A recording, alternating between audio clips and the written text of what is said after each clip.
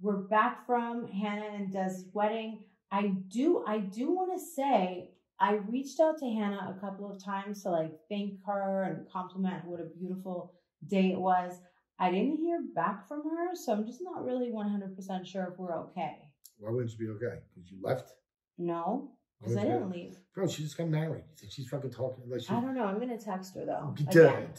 Text her again. Text her a couple more times. Yeah. So you won't be okay, because she'll be like, who the fuck is this broad? Why should you texting me? No. What do you mean, who is she? Yeah, no. I was at her wedding. I understand. That's true. That's a really big deal. That's true. But I didn't get like a proper picture of us as a group. I didn't get like, there was a lot of like things that like, maybe you're right about my shoes. Maybe they did hold me back a little bit. Oh, totally. Maybe they did. Maybe I was afraid. Like Frankenstein. I was maybe afraid. I don't know what Frankenstein is, but I do know that maybe you were right about my shoes. Although you could be a little bit nicer about it, but that's fine. I'll let it go. So the big topper 2-hour week was going to the Mets game at Shahs. Yeah, nothing makes me happier than going to a Met game with my little guy, man. I never thought I was going to have a kid. I never wanted a kid. And now I have a kid. And I fucking love the little guy so much. And I want to, you know, if I'm going to have one, I'd rather a son than a girl. No offense, ladies. Oh, you know, boy. You're a lot of work. You're fucking all crazy. And not just that, but I feel like I would want to keep you like in bubble wrap. I want to like with a little guy. With a little guy, it's just I love the guy so much, and I'm so happy to bring him to a Met game, man. It's like it's one of my favorite times of the year. So we got that shot of the two of you with him on your shoulders that we got the last time. We got the 1 year later shot, and we just had an incredible time with the McGuires. And again, shout out to Joe and Ann, man. They drove 2.5 hours. They came to our show on a Monday night. A Monday fucking night. He had work the next day. They drove 2 hours Monday night to come sit and listen to us shoot shit. And then he came on Sunday. And spent the day with us, with the McGuires. They felt like a part of the family. And they, you know, it was a really, really great time to hang out with you. So Joe, Ann, we're so happy that you came out. So happy to meet you guys. And so we also want to acknowledge. But we fucking lost. We lost. So that's okay. I got some. It's not that okay. I got to tell you, if we lose, like if that becomes a pattern, I will never go with you again. I'll never bring the little guy again. Joe and Ann won't be allowed to come again. We'll have to mix things up. So like that can't continue. That can't permeate. We won the last one. Yes, exactly. No, we won the last two. We won last year. We won a doubleheader. We won both. Okay, so great. No, that's what I'm saying. Great. This year we lost, though. We lost this year. Well, here's what. We spent so much quality time with Jimmy McGuire, Mary, their daughter, who is Shams' cousin, Abigail. Shams and Abigail ran around the whole They really did, week. man. They really played did. so well together. They really did. And it just really gave us like the peace of mind as parents that came and just really just hit all the stops or, you know, hit all the bases, right? Yeah, I mean, again, we put on 2 live shows. We had a fucking audience, a full audience, listeners. A Met game.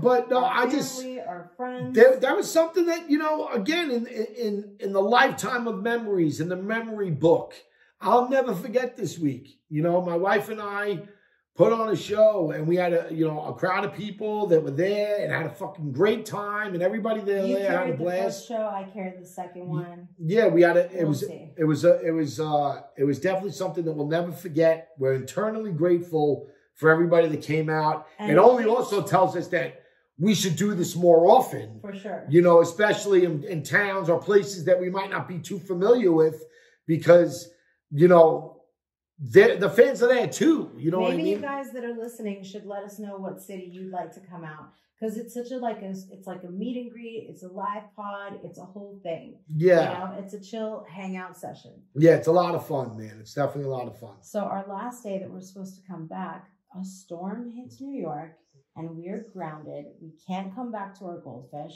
We can't come back home. We don't even know if we're going to get it in a flight in the next 72 hours. I look down at my phone. The app on American says that we're canceled. And everybody knows it's canceled. My wife's Bud Light Betty. She's Kathy Coles. She's got a bunch of nicknames. Amy Amazon. Amy Amazon. She got a bunch of nicknames that I give her. But Kathy Coles was on the case. I was. I got us back. Because again, it wasn't just our flight. Every fucking flight on every airline was canceled. New York. Because of those the thunderstorms. And she got us on, they were telling us originally, like, 4 or 5 days, maybe a week, especially. And they wanted us. And no offense, we paid for business class. And they wanted I'm fucking going back on business class. This time, I'm not doing, non stop. Yeah, that's not happening. They were trying to put us. Yeah, they were trying to, they were trying to fuck with us, man. And Kathy Coles wasn't hearing it. And we wanted to go to, American Airlines was like, pretty far to St. Louis. They wanted us to spend some time in St. Louis. And change planes. Yeah. It wasn't working out. Could you imagine? No, man. So she got us out of Newark the next day. Yes. And we were ready to get the fuck out. I love New York and I love everybody there, but I was ready to go home, man. I was ready to sleep in my bed. I was ready to get some cool toilet paper. I wanted my mom to come over. And I wanted her to bring Toya home. That didn't work out. She left right away. She came over. But she left right away. Okay. She wasn't bumped. So we made it safely back to LA soil. I probably wanted to kiss the ground when we landed. Let's not get too happy. Nice. I did. You can ask Layla. Okay, the president of the Pickle Chasers Club. I told her, she's like, at this point, everyone in LA is like, are you home yet? And I was like, not yet. And that is when it felt like, woof, what is going on here? Okay, guys, so let's just thank every single person, Michael McCabe, Billy McCabe, every single person. You guys know who you are. Yeah, first off, I want to give a big shout out to the Riches. The Riches drove down from fucking Massachusetts. Oh, by the way. The night of the Bowery show. Let me say this. I wanted to take a picture with them. I was telling her husband how to hold the camera, and then I feel like I didn't get to see them again. So if you guys are listening, I feel like we need, I just needed to say this. You were there 1 second and gone the next. So I was like, I really wanted to make sure that I mention it on the pod. But listen, again, I can't speak enough about Joe and Ann. You guys are great. And all great. The Riches, they drove down from fucking Massachusetts on a Monday night, dude. He took off to work the next day. That's really, it's humbling, dude. You know what I mean? That these people wanted, it meant that much for them to come hang out with us. And, we had a great time. Again, shout out to Michael. Michael did the door for us both nights. He's got work each day. I really appreciate you. Appreciate Sean, Bowery Bar, Bridie's.